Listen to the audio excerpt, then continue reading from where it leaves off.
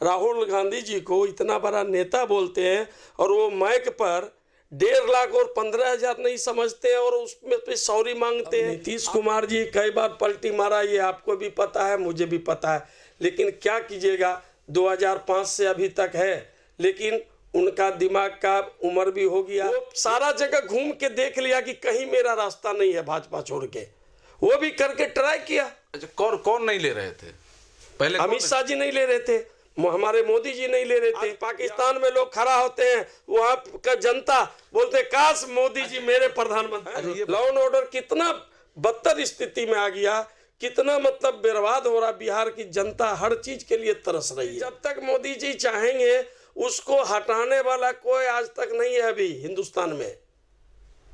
अभी 400 से ऊपर सीट इस साल आएगा। हर भाजपा कार्यकर्ता, छोटा से छोटा कार्यकर्ता, हमसे जो नीचे है वो भी कार्यकर्ता को टिकट मिलेगा तो वो भी जीत के दिखा सकता। इतना केस मुकदमा देखते हैं, शादी ब्याह करके पत्नी को लाते हैं तो क्या पत्नी भागती नहीं है?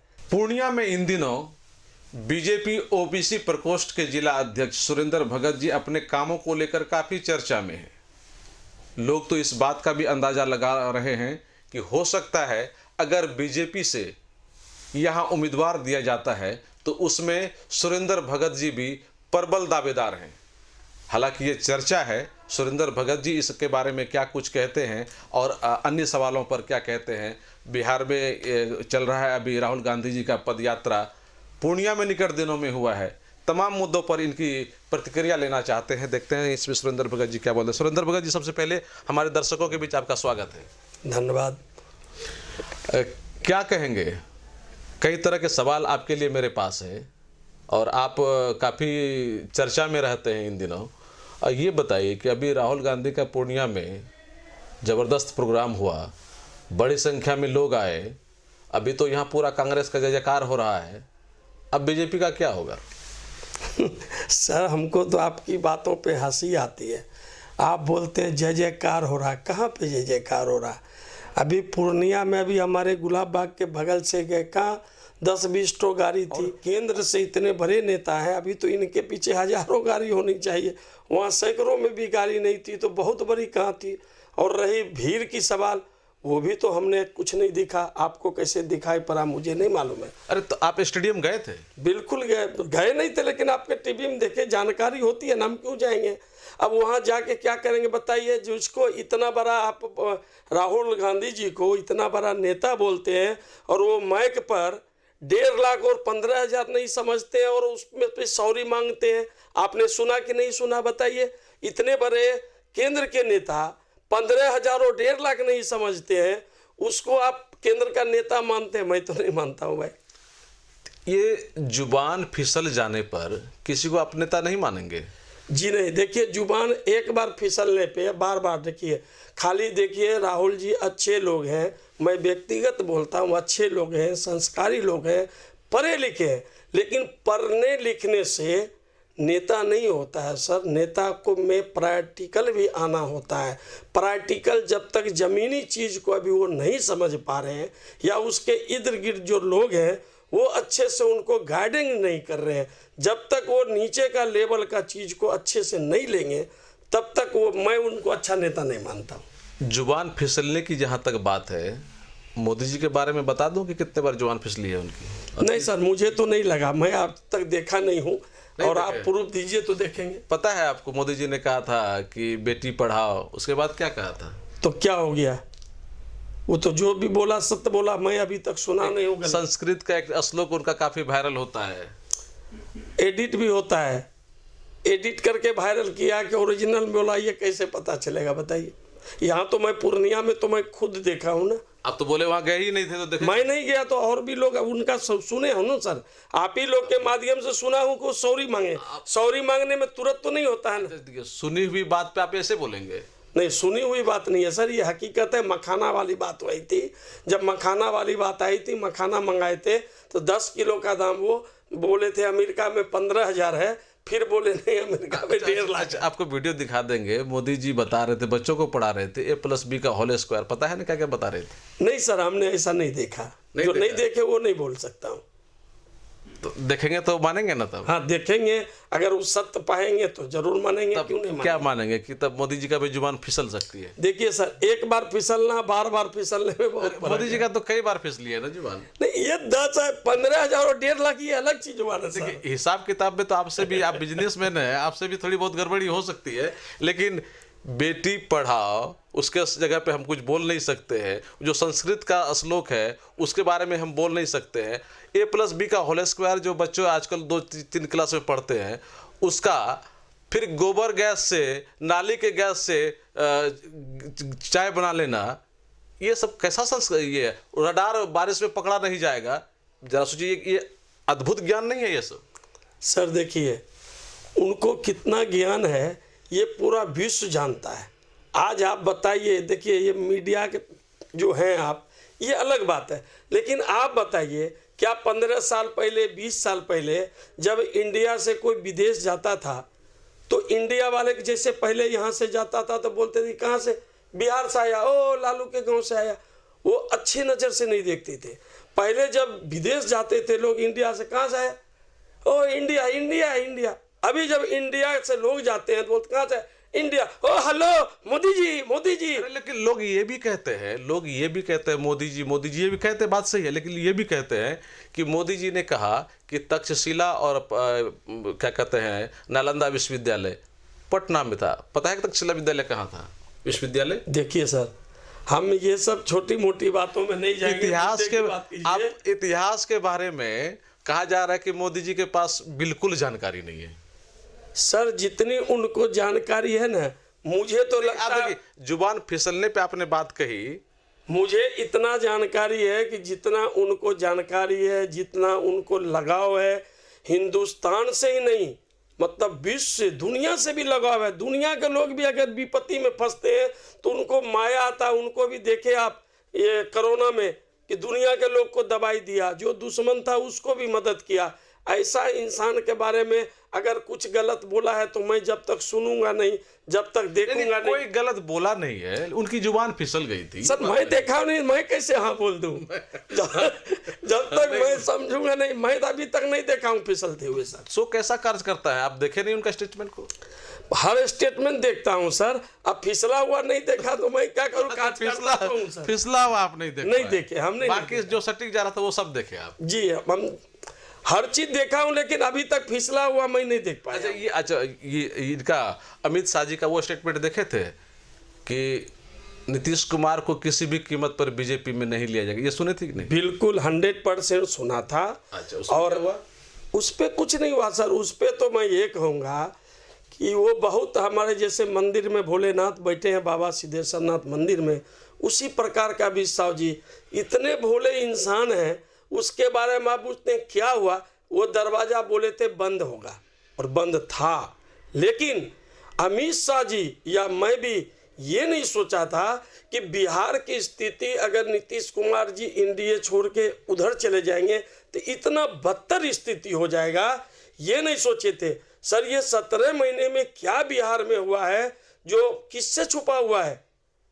लॉ एंड ऑर्डर कितना बदतर स्थिति में आ गया, कितना मतलब बर्बाद हो रहा। बिहार की जनता हर चीज के लिए तरस रही है।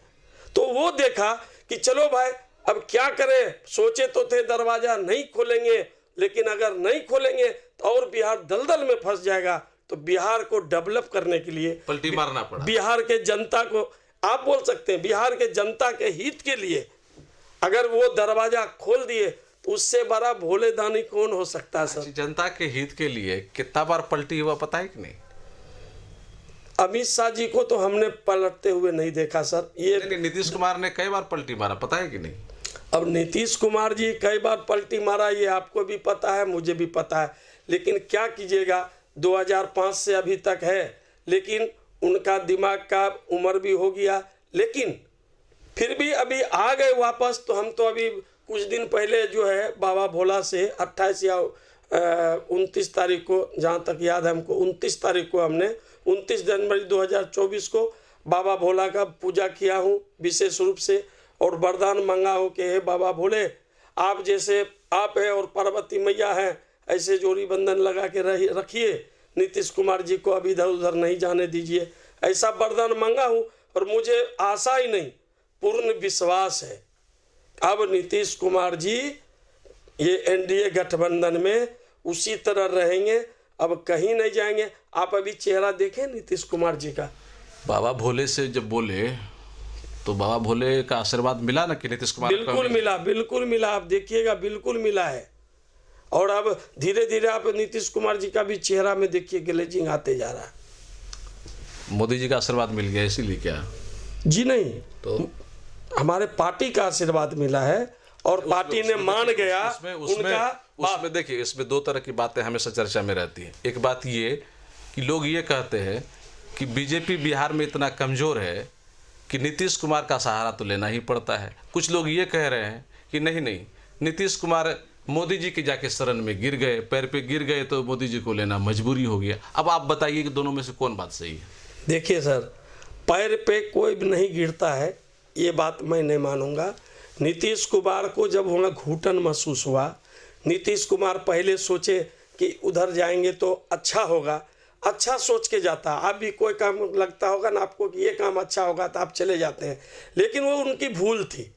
जब वो गए 17 महीने में, जब उसका पीड़ा दर्द उसको महसूस हुआ कि हमने बहुत बड़ी गलती की, तब वो वापस आए हैं, ऐसे नहीं आ गए। आपको 17 महीना का पीड़ा वो लग रहा है? हाँ, 17 महीना। लेकिन एक बात पता है कि नहीं, 17 महीना का बात छोड़ दीजिए, 2 महीना पहले से नीतीश कुमार ने इंडिया गठबंधन बना करके मोदी जी को सत्ता से बेदखल करने का पूरा साजिश वही रचा है उधर, पता है कि नहीं? जी नहीं, मैं आपको सच्चाई बताता हूँ। वो सिर्फ उसका ये करना था कि पहले नहीं ले रहे थे, तो किसी तरह जब कोई भी चीज़ होता है ना, तो मतलब पहले आग बबूला होता है, बाद में ठंडा होता है, वही था। वो सारा जगह घूम के देख लिया कि कहीं मेरा रास्ता नहीं है भाजपा छोड़ के, वो भी करके ट्राई किया। अच्छा, कौन नहीं ले रहे थे पहले? अमित शाह जी नहीं ले रहे थे, हमारे मोदी जी नहीं ले रहे थे। ये आने के लिए तो कब से तैयार थे, 6 महीना पहले से तैयार थे, लेकिन नहीं ले रहे थे। लास्ट में ये लोग बहुत जब ये हो गया तब ले लिए कि चलो भाई, नहीं तो बिहार बर्बाद हो जाएगा। नहीं ले रहे थे तो इंडिया गठबंधन बना करके नीतीश कुमार ने डरा दिया, अब ले लो। जी नहीं, वो क्या डराएगा। इंडिया गठबंधन देखे हमेशा फूट के रास्ते पे ही थे, कभी एकजुट नहीं हुआ। कभी वो बनेगा, कभी वो बने, कभी वो खेरे कौन है, कहाँ का है, वो बनेगा। लेकिन नहीं, आपको लगता है कि आपके जैसा मजबूत कार्यकर्ता बीजेपी में है, हजारों आपके जैसा कार्यकर्ता है, और इतनी बड़ी पार्टी है, बिहार में भी 78 आपका विधायक है, इसके बावजूद 43 विधायक वालों को बार बार आप लोग मुख्यमंत्री बना रहे हैं, क्या कमजोरी है आप लोगों की? जी नहीं सर, मेरे में कोई कमजोरी नहीं, ये मेरी बड़प्पन है। लगता है कि आपके पास कोई मुख्यमंत्री का चेहरा ही नहीं है। हमारे पास अभी तो इतना चेहरा सर, हमारे पास जितना काज करता है ना, लाखों में काज करता है हिंदुस्तान में। बिहार में भी 5000 से कम का 10,000 काज करता है, सिर्फ ऊपर लेवल का। उसमें कोई भी आदमी ऐसा सक्षम है जो मुख्यमंत्री बन के बिहार को चमका सकता है। और अभी तो हमारा शेर जैसे योगी जी है, वैसे आपका। लेकिन बिहार में आपके बीजेपी में नीतीश कुमार से अच्छा कार्यकर्ता कोई नहीं है? ऐसा नहीं है सर, एक से एक है। तो दीजिए मौका उनको। तो मौका तो मिलेगा ही सर। कब मिलेगा? अब जब समय आएगा तब मिलेगा। आप ही बोले नीतीश कुमार जी बूढ़े हो गए, भगवान करे उसकी उम्र और बढ़ जाए। बढ़ गया सर, उम्र तो 10 साल का 15 साल बढ़ गया। जो जवान आदमी वो इंतजार में बूढ़ा हो रहा है, अब बूढ़ा आदमी कुर्सी पकड़ के बैठा हुआ है। सर ये केंद्रीय नेतृत्व का मामला है, लेकिन एक ना एक दिन ऐसा आएगा कि ये सत्ता बिहार का भाजपा चलाएगी, और भाजपा के हाथ में जिस दिन आएगा उस दिन से बिहार सोना ही सोना दिखेगा आपको। सोना, बिहार का चिड़िया, सोना का चिड़िया नजर आएगी, सोना का चिड़िया नजर आएगा जी। चलिए, ये तो हम लोग बाहर की बात कर लिए, अब थोड़ा सा पूर्णिया और आसपास की हम लोग बात कर लेते हैं। क्या कह रहे हैं आप? इधर की बात कर लेना। करिए। ये बात बताइए कि पूर्णिया में बीजेपी आपका कितना मजबूत है? बहुत मजबूत है सर, हमारा पूर्णिया बहुत मजबूत है। बीजेपी कहीं कोई दुराय नहीं है। और अब तो एनडीए है, तो एनडीए है तो, और सोना में सुहागा, अब तो कोई विपक्ष में रहेगा ही नहीं। विपक्ष में कोई नहीं रहेगा? नहीं रहेगा, रहेगा भी तो कुछ नहीं, जमानत जब्त हो जाएगा। मोदी जी फिर से प्रधानमंत्री बन ही जाएंगे? सर उसमें तो देखिए, ये सवाल कौन सा सवाल कर दिए सर, अच्छा सवाल कीजिए। मोदी जी प्रधानमंत्री जब तक मोदी जी चाहेंगे उसको हटाने वाला कोई आज तक नहीं है अभी हिंदुस्तान में। अभी 400 से ऊपर सीट इस साल आएगा, आप ही बताइए, आप तो इतना टीवी चैनल चलाते हैं, आप बताइए एक एक जो अल्पसंख्यक का मुस्लिम है, महिला है, पुरुष है, खुल के पहले लोग डराते थे, यही लोग डराते थे भाजपा आएगा तो अल्पसंख्यक को ये कर देगा। अब सामने आते हैं ना, नहीं भाई हमको भी मोदी जी चावल देता, हमको भी गेहूं देता, हमको भी घर दिया, हमको भी ये दिया। हिंदू मुस्लिम मोदी जी नहीं करते हैं। अब तो खुल के सामने आ रहे हैं, कोई भाई बना रहे हैं, कोई पिता बना रहे हैं, कोई मतलब साथी बना रहे हैं। अल्पसंख्यक भी 75-80% लोग आए। अब जो अल्पसंख्यक बचे हैं, जो भाजपा से नहीं जुड़े हैं, जो निहायत मतलब उनको नहीं अभी समझ में आया या इस्लामिक ये है उसके दिमाग में, वो धीरे धीरे टूट के 75-80% आ गए भाजपा के साथ।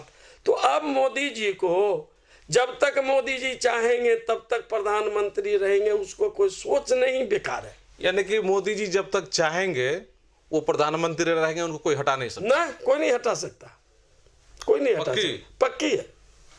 मतलब देश की जनता भी चाहे तो नहीं हटा सकती है। देश की जनता चाहेगी नहीं ना सर, देश की जनता में ही मोदी जी क्यों नहीं, अगर चाहे देश की जनता कुछ भी कर सकती है। देश की जनता को पता है, आज अगर हिंदुस्तान का नाम हुआ तो मोदी जी लेके हुआ। विश्व में आज हिंदुस्तान का नाम लेता है। आज पाकिस्तान में लोग खड़ा होते हैं, वहां का जनता बोलते काश मोदी जी मेरे प्रधानमंत्री। अच्छा ये बात बताइए, 2014 से हिंदुस्तान का नाम दुनिया में कहीं नहीं था सर, बहुत कम था, और था तो मतलब गलत निगाह से देखता था, खराब निगाह से देखता था। 2014 के बाद अच्छे निगाह से देखते हैं, दोनों में फर्क है। अच्छा ये बात बताइए, मोदी जी का आप 5 ठो काम गिनाइए जो कि विकास के लिए काम किया गया हो। सर मैं तो 5 क्या बोलते हैं, आप 5 क्यों बोलते हैं? 100 काम है जो विकास का है। गिनाइए ना 5। मोदी जी जो है, एक तो गरीब आदमी को सिलेंडर दिया।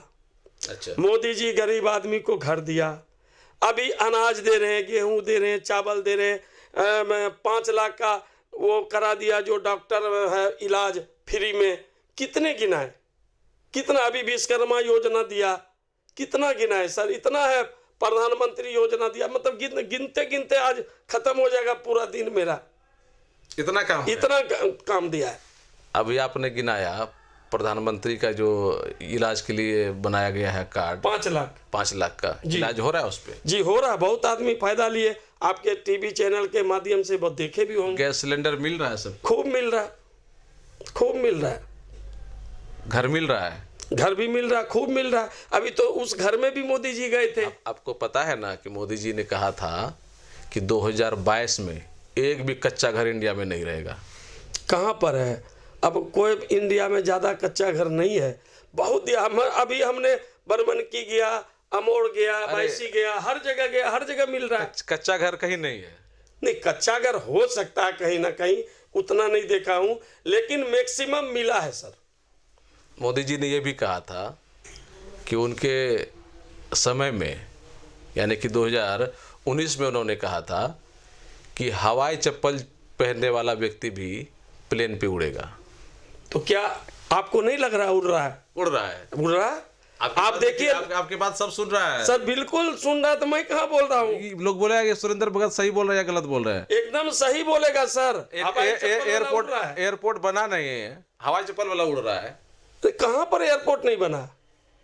पूर्णिया बन गया। अब पूर्णिया की बात तो आपने नहीं किया था, आप बोला हवाई चप्पल वाला एयरपोर्ट कहीं भी उड़ रहा है ना। आज मजदूर जो है दिल्ली से बैठ के बागडोगरा आती है, दरभंगा आती है। आप दरभंगा एयरपोर्ट पे जाइए, मेरी बात मानिए, आप किसी दिन दरभंगा एयरपोर्ट पे जाइए, आप देखिए हवाई चप्पल पहन के अगर नहीं उतरता होगा एयरपोर्ट से तो बोलिएगा सुरेंद्र भगत बोला था।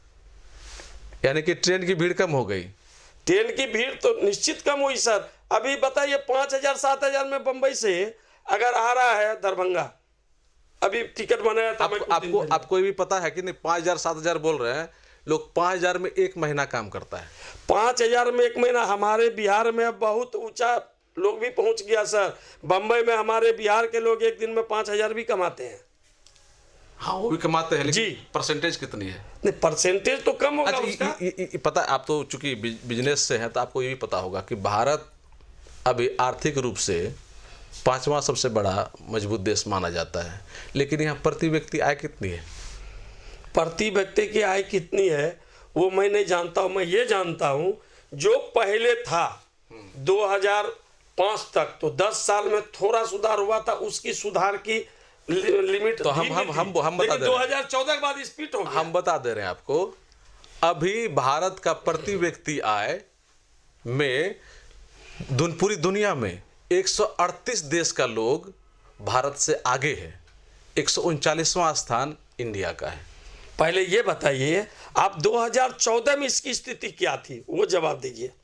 ये दिए तो वो जवाब दीजिए, 2014 में इसकी स्थिति क्या थी? बस वही थी जो अभी बता रहे। जी नहीं, जी नहीं, बढ़ा है। आप बता दीजिए। बढ़ा है, हम उतना नहीं जानते हैं सर, लेकिन बढ़ा है, उससे सुधार हुआ है। अच्छा चलिए, आप वो नहीं जानते तो उस पर हम नहीं जाएंगे। अब हमको ये बात बताइए कि आप ओबीसी प्रकोष्ठ के लिए पूरा पूर्णिया और आसपास के इलाके में पार्टी को मजबूत करने के लिए, ओबीसी प्रकोष्ठ के लिए क्या कुछ कर रहे हैं? देखिए, मैं प्रथम ओबीसी जिला अध्यक्ष हूं, लेकिन एक साथ साथ मैं एक व्यापारी भी हूं। मैं 10 साल से किसान के हित के लिए मैं पहले भी किया हूं कि हर गांव-गांव में जाके बियर हाउस बना करके और किसान को लाभ दिया हूं, रेख लगा करके किसान को लाभ दिया हूं कि ज़्यादा से ज़्यादा रेट किसान को मिले। अभी मैंने अपना पॉलिटिक्स और अपना व्यापार को थोड़ा मिक्स करके इसको डेवलप कर रहा हूं। पार्टी को भी मैं जिला में गांव-गांव में जाके बियर हाउस बना के अपना जो काज करता है उसको 100-200 लोग के घुसा के उसमें रोजगार दे रहा हूं, और साथ साथ किसान को भी उसमें फ़ायदा हो रहा है। इससे क्या होगा कि हमारी पार्टी का कार्यकर्ता जब मजबूत रहेगा तो वो पूरा मेहनत करेगा और किसान को भी फायदा पहुंचाएगा। इससे भी हमारी जिला में या कहिए बिहार में पार्टी मेरी मजबूत होगी। अच्छा ये बात बताइए, पार्टी के लिए आपका कोई बिजनेस करता है अपने लिए, ठीक है, समाज के लिए भी करता है, अपने लिए भी करता है, उसमें उनका व्यक्तिगत लाभ होता है। पार्टी के लिए जो कर रहे हैं इतना कुछ, आप मन में कुछ लोभ है क्या? देखिए, मन में कुछ लोभ नहीं है, हमारे मन में सीधा है, आज से नहीं, पहले मैं आपको थोड़ा बैक में ले चलता हूँ। मैं पार्टी के लिए आज से नहीं 1988 से काम करता हूँ। मेरा घर पूर्णिया नहीं है, मेरा घर सिमरी बख्तियारपुर जिला सहरसा। आप बीजेपी से 1988 से जुड़े हुए हैं? जी 1988 से जुड़ा हुआ हूँ। हम लोग का पहले जो था, जो हमारे भूतपूर्व विधायक जी थे रामचंद्र प्रसाद भगत, तो हम लोग का था हल में, मतलब गोल चक्र में कंधे पे हल था, वो मेरा पार्टी था जो अटल जी का था, और हल जोतता हुआ था देवीलाल का, और हाथ छाप था कांग्रेस का। तो हमारे यहाँ चौधरी मोहम्मद सलाउद्दीन हुआ करते थे और हाथ छाप से कांग्रेस से, और दिनेश यादव जी हुआ करते थे देवीलाल के पार्टी से, लोक दल से। उसके बाद सलाउद्दीन साहब के बाद उनका लड़का कैसर अली साहब जो अभी खगड़िया से लोजपा से एमपी साहब है, वो थे। तो 15 साल मैंने बूथ स्तर पे काम किया सर। हमने बूथ स्तर में, जैसे बूथ में अगर 300 साढ़े 300 वोट है, तो मैं उस स्तर तक काम किया हूँ कि जो वोट, जो घर के परिवार मेरा वोट नहीं रहता था, उसको मैं ठीक करके अपने पक्ष में करते थे। वहां से मैं राजनीति कर रहा हूँ। यानी कि जिस समय बिहार में बीजेपी का कुछ खास वजूद नहीं था, उस समय आप बीजेपी के लिए मजबूती से काम कर रहे थे? जी सर, उस समय से मैं काम कर रहा हूँ। 2003 तक मैं किया, और 2003 के बाद मैं 2004 में पूर्णिया आया। यानी कि सिर्फ आप ही नहीं कर रहे थे, बल्कि आपके परिवार के लोग, जो सारे लोग कर रहे थे? सब कर रहे थे सर। मैं स्टार्टिंग से ही मतलब इस पार्टी से जुड़े हुए हैं। अच्छा ये बात बताइए कि आप एक अच्छे व्यवसायी हैं, आप इस क्षेत्र के लिए, किसानों के लिए कुछ स्पेशल किया है आपने, या फिर आपके विजन में कुछ ऐसा है?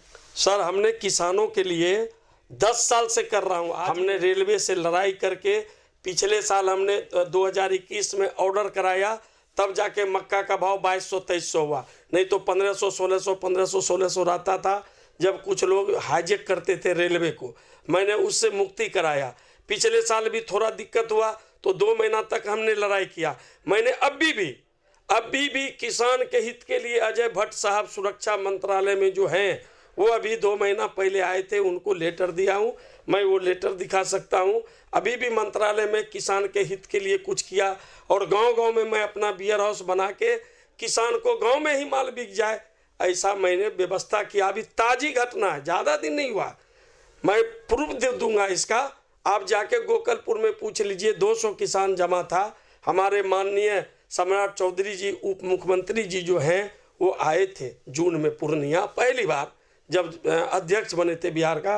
उनको वहाँ के किसान बोला था कि हमने बोला सर मेरे घर चाय पीने चलिए, तो उन्होंने बोला था सर इनके यहाँ जरूर जाइए, चूंकि ये 20-25 गांव के लोग के लिए ये बहुत बड़ा काम किया, बहुत भलाई का काम किया। उन्होंने पूछा सम्राट बाबू अजय मेहता जी से कि भाई ऐसा क्या किया इन्होंने, तो अजय मेहता जी ने उनको बताया था, बारे में सारी बात बता दी जी बताई कि सर हम पहले गुलाब बाग जाते थे, मकई लेके 5,000 रुपया भाड़ा लगता था, 50 रुपया कुंटल चला जाता था।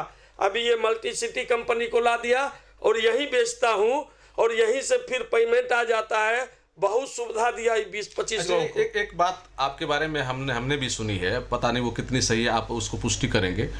ये भी कहा जा रहा है कि कुछ दिन पहले, कुछ माह पहले प्याज का रेट काफ़ी बढ़ गया था और नासिक के कुछ व्यापारियों के कारण ऐसा हुआ था, तो आपने उसमें पहल करी और जिसके कारण फिर प्याज का रेट इधर डाउन हुआ हमारे पूर्णिया क्षेत्र में।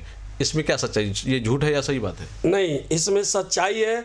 जो नासिक जिला एसोसिएशन का माफिया था, उन्होंने पूरा नासिक जिला को हड़ताल किया था। जब एक्सपोर्ट, जब हमने तो लड़ाई सब दिन प्याज के लिए लड़ा, जब 70 रुपये 60 रुपये किलो हुआ था तो मैंने भी चिट्ठी लिखा था कि ये ऐसी इस स्थिति के कारण हो रहा है, तो हमसे कारण पूछा गया, मैंने कारण भी बताया था। फिर जाके 19 अगस्त 2023 को एक्सपोर्ट बंद हुआ। आज भी एक्सपोर्ट बंद है। आज ये 5 महीना से 4 महीना से आप मोदी जी की भलाई पूछ रहे हैं ना, आप भी 140 करोड़ जनता मेरी बातों को ध्यान से सुनिए। अगर आज आप प्याज 20 रुपये 25 रुपये 15 रुपये जो खा रहे हैं, ये सिर्फ मोदी जी का देन है। अगर एक्सपोर्ट बंद नहीं रहता तो आज प्याज का भाव 100 रुपये किलो रहता। एक्सपोर्ट बंद हुआ, नासिक जिला एसोसिएशन ने खूब हड़ताल किया, 20 दिन 25 दिन मंडी बंद हुई, लेकिन हमारे मोदी जी डटे रह गए, मैं कुछ नहीं सुनूंगा। पब्लिक जो है परेशान है, उसको सस्ता में खिलाना है, इसके लिए उन्होंने एक्सपोर्ट बंद किया। जो आज जनवरी फरवरी आ गई ना, आज 2 फरवरी है, आज 24 हो गया, आज भी बंद है ये 5 महीने से। इसलिए आप लोग 140 करोड़ जनता को मैं बता रहा हूँ, इसलिए आपने प्याज कम भाव में खा रहे हैं, नहीं तो अभी 80 रुपये से 100 रुपये। हमने जो सुना था वो बात सही थी, 100 का 100 सही है। लेकिन ये भी बात बताइए, प्याज तो आप सस्ता करवा दिए, लहसुन का इतना महंगा करवा दिया, अभी 400-500 केजी बिक रहा है। लहसुन भी एक्सपोर्ट नहीं हो रहा है, लेकिन लहसुन का खेती खराब हो गया। अब खेती खराब हो जाएगी, जब खेती में सामान नहीं बचेगा तो उसको कुछ नहीं हो सकता है। वो खेती ही खत्म हो गई। बिहार में भी खेती देखिए खत्म हो गई, उधर भी बारिश मौसम के कारण। देखिए वो सब बात हम नहीं जानते, हम सीधा जानते हैं कि मोदी जी हैं तो कुछ भी मुमकिन है। मुमकिन है ना, मोदी जी है तभी मुमकिन है। तो मुमकिन है तो इसका मतलब ये थोड़े ना खत्म हो जाएगा, वो भी मुमकिन है। कहीं से लाए, मोदी जी लाए। देखिए अभी अगर सस्ता होना चाहिए किसानों को। सुनिए ना सर, सुनिए, सस्ता कैसे नहीं है। अभी आप जाइए पाकिस्तान में 600 रुपये किलो लहसुन है। हम इंडिया की बात करते थे, आपको पाकिस्तान में सस्ता कैसे नहीं है वो बता रहा हूँ। हम पाकिस्तान चल जाएं। नहीं तो सस्ता कैसे नहीं है, दूसरे देश से सस्ता है ना। आज वहाँ 100 रुपये किलो 150 रुपये किलो प्याज खा रहे हैं, आप यहाँ 20 रुपये किलो खा रहे हैं। अरे तो पता नहीं है पाकिस्तान का रुपया का इंडिया के रुपये में कितना अंतर है? उतना अंतर नहीं है सर, कितना अंतर है? कोई खास अंतर नहीं है, 10% 12% का अंतर है। तो अब यहाँ का आदमी लहसुन खरीदने के लिए पाकिस्तान तो नहीं जाएगा ना, यहाँ मोदी जी है। आप सस्ता पूछे सर, आपने सस्ता पूछा तो मैंने बताया बगल के देश में ये भाव है। आप मजबूत कार्यकर्ता, आपसे ये कह रहे हैं कि मोदी जी को कहिए थोड़ा लहसुन को जो है ना 100 रुपए के अंदर लाएं। वो तो अब नया फसल आ गया सर, अब तो आ ही जाएगा। तो किसान ला ले आएगा, तो मोदी जी से क्या मुमकिन होगा तब? अरे मोदी जी से मुमकिन तो है, एक्सपोर्ट बंद किया, नहीं तो अभी इसका और डबल रहता ना सर। अच्छा चलिए, अब लास्ट में पूर्णिया के पॉलिटिक्स पे कुछ सवाल कर लेते हैं। पूर्णिया के पॉलिटिक्स पे ये सवाल है आपसे मेरा कि यहाँ कई लोग बीजेपी के लिए, जदयू के लिए या गठबंधन एनडीए से उम्मीदवार के तौर पर देखे जा रहे हैं। आप ये बात बताइए कि अगर बीजेपी का उम्मीदवार यहाँ से चुनाव लड़ता है तो कितनी जीत होगी, जदयू का उम्मीदवार लड़ता है तो क्या होगा?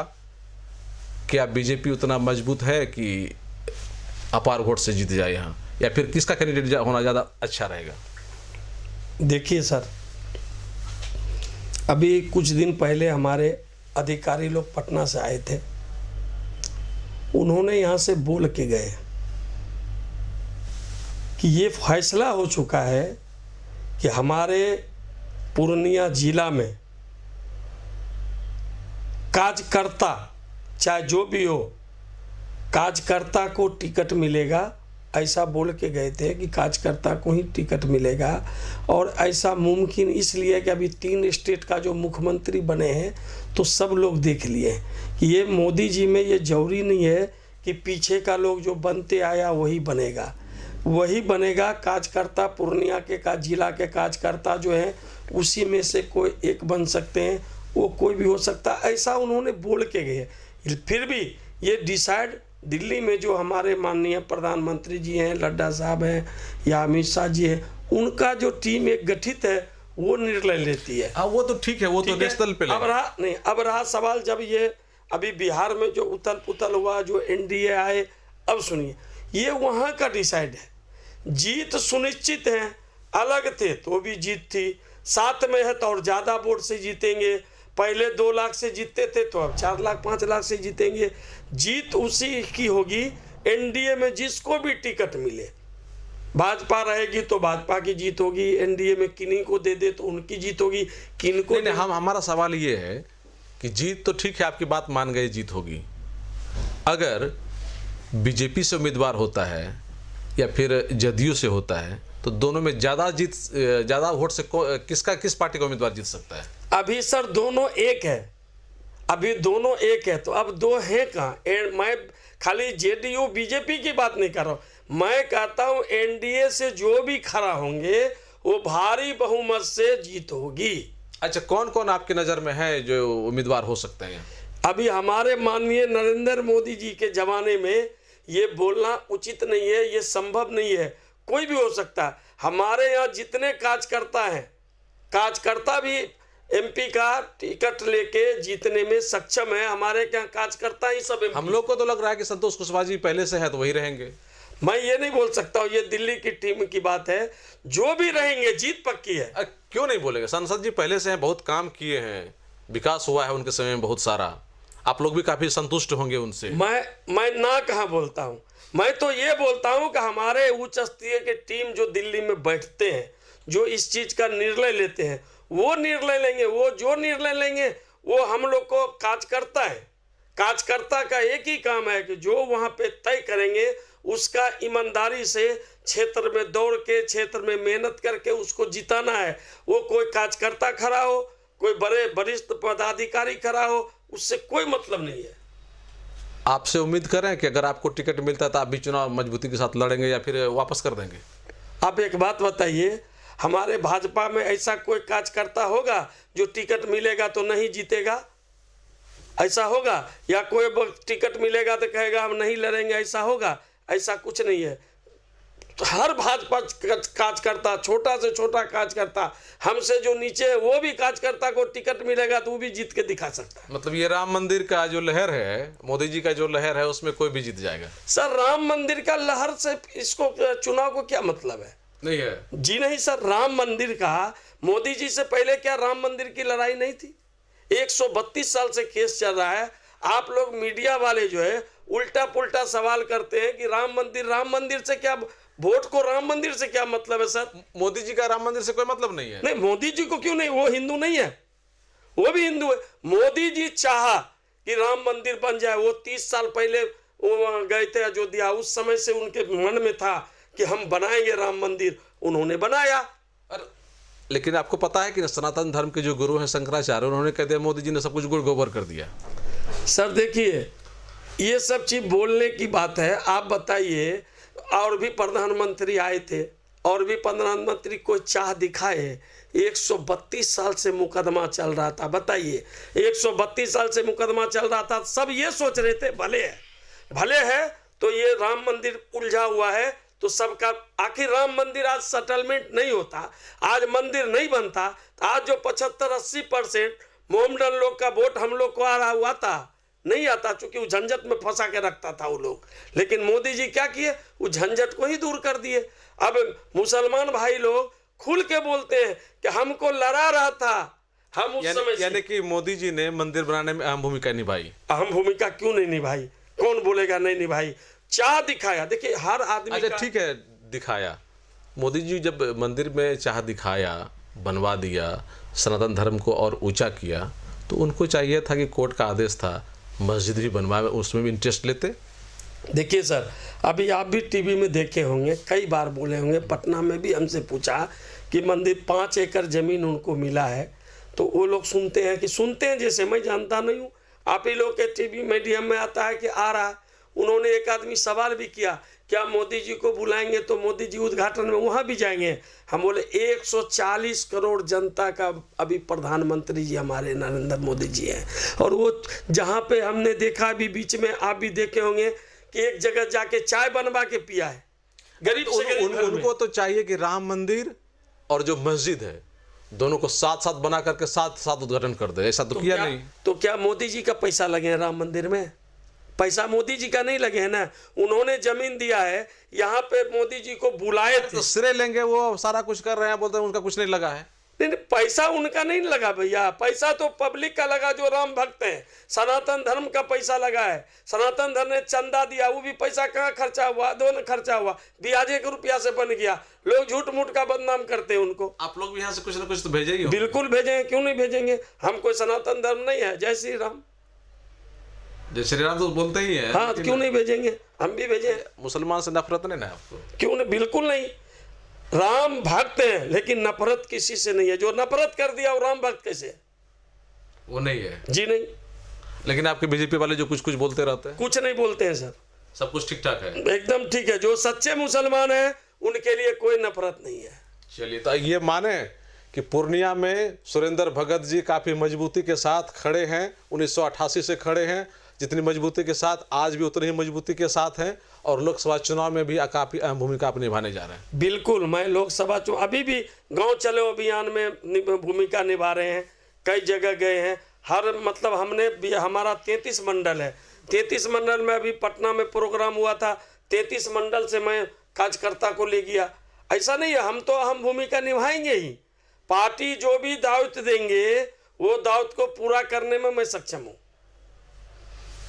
लेकिन जानते हैं, एक बात का काफ़ी चर्चा है कि सुरेंद्र भगत ने पूजा पाठ किया भगवान भोले का कि नीतीश कुमार को सद्बुद्धि दे, तो लोगों को ये लग रहा है कि नीतीश कुमार को पहले से सद्बुद्धि नहीं था। तो देखिए सर, सद्बुद्धि पहले से भी था, अभी भी है, लेकिन बीच बीच में कभी कभी इधर उधर जो होते हैं, तो मैंने यही बोला कि इधर उधर नहीं हो, इसकी सद्बुद्धि दे कि अब कम से कम भाजपा एनडीए में जो आए हैं तो अब जीवन भर इसी में खत्म कर दें, जिंदगी भर यहीं रहे, यानी कि बीजेपी में उनका अंत हो जाए।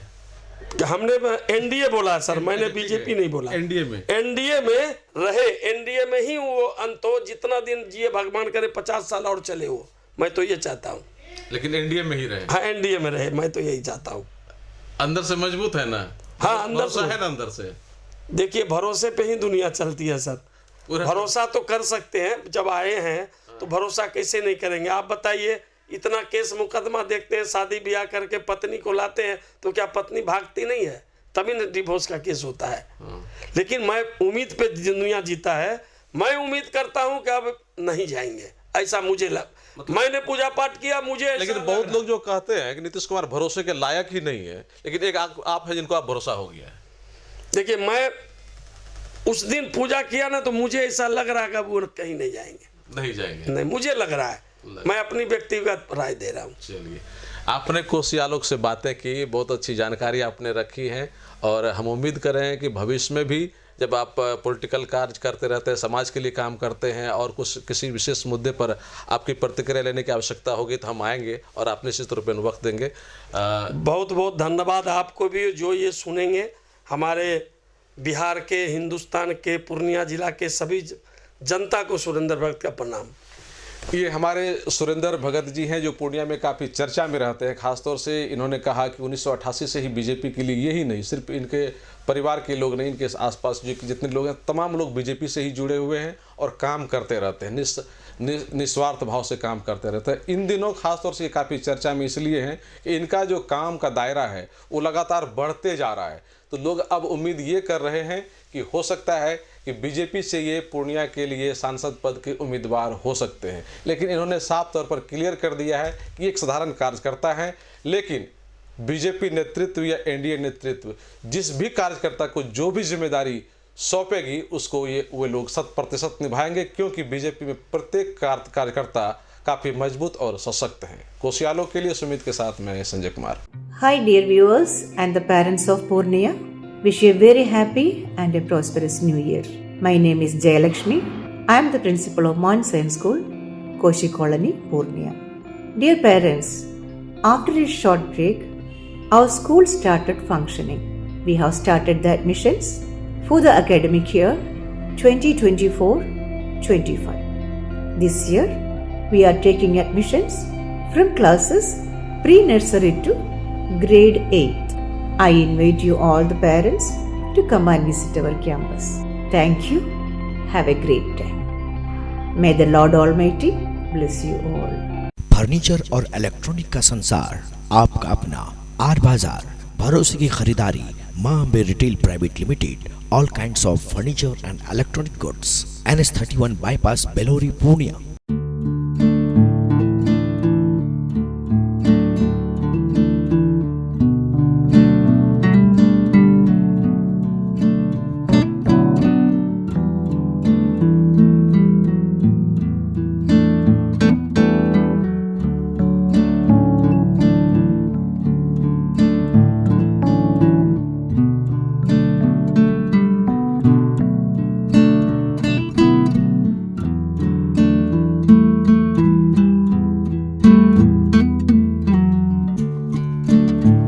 फर्नीचर और इलेक्ट्रॉनिक का संसार, आपका अपना आर बाजार, भरोसे की खरीदारी, Maa Ambe retail private limited, all kinds of furniture and electronic goods, NS31 bypass, Belori, Purnia.